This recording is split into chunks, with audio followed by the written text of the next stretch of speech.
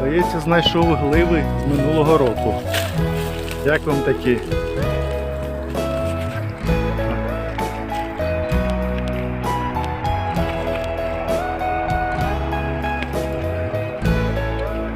Просто неймовірно.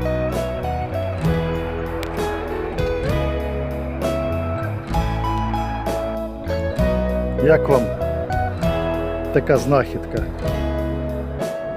Просто фантастично.